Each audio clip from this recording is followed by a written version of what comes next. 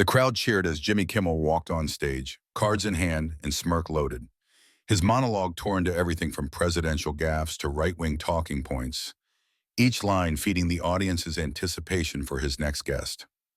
And tonight, Jimmy said with exaggerated flair, we're doing something a little different, and I've invited someone whose politics could not be more opposite from mine, which should make for great television or a federal investigation.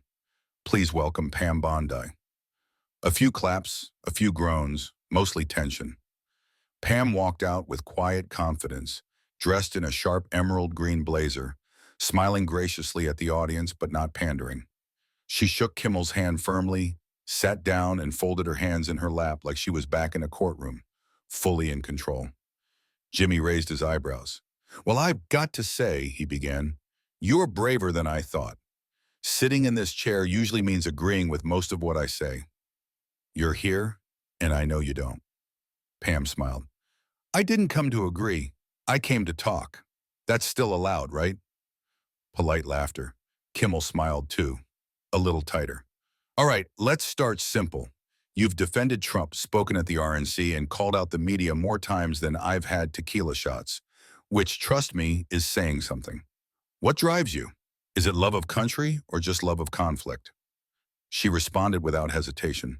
"It's love of truth, and watching the media spin everything into moral theater pushed me to speak up. I didn't go looking for conflict, Jimmy. I just stopped pretending I couldn't see the double standards." Kimmel leaned forward. "Double standards like what exactly?" Pam nodded, ready. "Like Hunter Biden's laptop being dismissed as Russian disinformation, while anonymous leaks about Trump made headlines for 3 years. Like protesters setting buildings on fire being called mostly peaceful, but parents at school boards being labeled domestic threats. Want more?" The audience tensed. A few scattered claps broke out. Jimmy tried to pivot. "Well, some would say you're defending the indefensible. You've been accused of spinning law like it's a campaign slogan." Pam smirked. "No, I'm just fluent in facts, and facts don't care if they offend the Hollywood crowd." Laughter this time, mixed, but real. Jimmy raised an eyebrow. "You know you're outnumbered here, right?" Pam shrugged. "I'm used to it. Being right isn't a popularity contest." The line hit hard. Even Kimmel tilted his head, unsure how to respond. "You're good," he said. "I'm prepared," she corrected. And just like that, the energy shifted. The audience, once cocky and expectant, now listened more than they laughed. Pam Bondi had walked into late-night territory as a target and was quickly becoming a force. The laughter faded. Jimmy Kimmel leaned back in his chair and studied Pam Bondi with a sharper expression. He'd started with sarcasm. That didn't work. Now he pivoted, trying to draw blood the old-fashioned way. "Okay," he began. "We've danced around it, but let's go straight at it. Donald Trump, you defended him. You campaigned for him. You spoke at the RNC in 2020. After everything, the indictments, the tweets, the chaos, you still stand by him?" Pam didn't flinch. "Yes." That single word landed like a gavel. "I stand by results," she continued. "Lowest black unemployment in history, energy independence, no new wars, peace deals that the media ignored because it didn't fit their script. You may not like his tone, but I watched what he did, and actions matter more than headlines." Jimmy tried to laugh it off. "So we're just ignoring the part where he told people the election was rigged and stirred up a riot at the Capitol?" Pam's eyes locked in. "I condemn violence. Period. I said it then, I say it now. But let's not pretend the narrative is that simple. I've seen public officials on your side call for unrest, encourage confrontation, even justify property destruction. One side's called insurrectionists, the other activists. That's not justice, that's branding."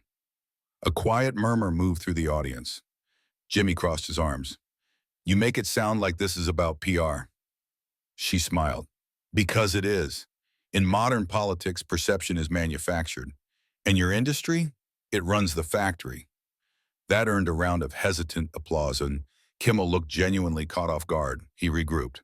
"Fine. Let's switch gears. You're pro-life, very pro-life, even in cases of rape and incest.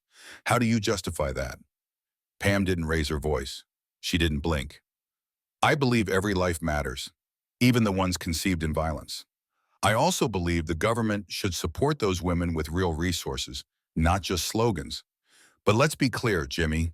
The left doesn't want rare abortions. They want unlimited access up to birth, funded by taxpayers and celebrated like it's empowerment. That's not healthcare. That's barbarism dressed in hashtags. A collective gasp rippled through the studio. She leaned forward slightly. I don't say that to shame anyone. I say it because someone has to say the truth, even when it's ugly. Jimmy looked stunned. So you don't think women should make that decision? Pam nodded.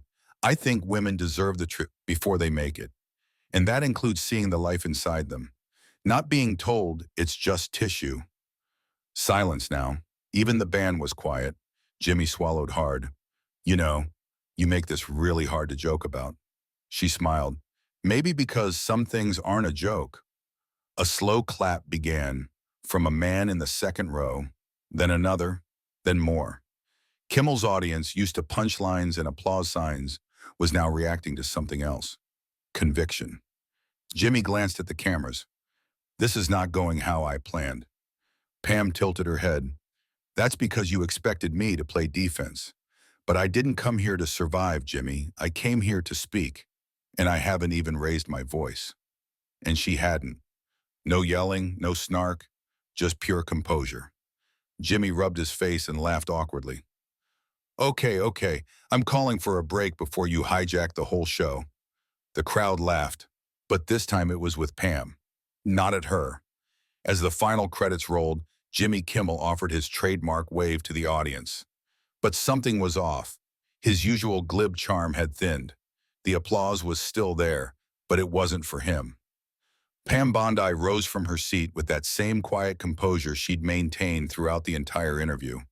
A woman who hadn't raised her voice, hadn't thrown a single insult, and yet somehow walked out with total command of the room. Backstage, the energy was uncharacteristically muted. She didn't get rattled once, one producer muttered. Another shook his head. She flipped half the crowd without even trying. Kimmel leaned against the hallway wall, sipping water and watching a staffer scroll through Twitter. Hit me, he said. The staffer paused, eyes wide. You're trending, but it's not the roast we expected. Clips of her calmly stating, I didn't come here to survive, Jimmy. I came here to speak. Were now being shared by people from all sides of the political aisle. Even liberal comedians were torn. Say what you want, but Pam Bondi walked into a lion's den and walked out petting the lion. Kimmel's jokes bounced off her like Nerf darts. Painfully impressive. The abortion segment went viral first, then the January 6th exchange, then her brutal one-liner. In modern politics, perception is manufactured, and your industry runs the factory. Fox News called it a masterclass in rhetorical poise. CNN's headline was reluctant but honest. Bondi controls the room in Kimmel interview. Even MSNBC posted, Kimmel cracks. Bondi holds the line. That night, Pam's inbox overflowed with appearance requests. Megyn Kelly, Joe Rogan, even foreign outlets. She posted a single tweet. You don't need to shout when you stand on truth. It hit 150,000 likes in under an hour.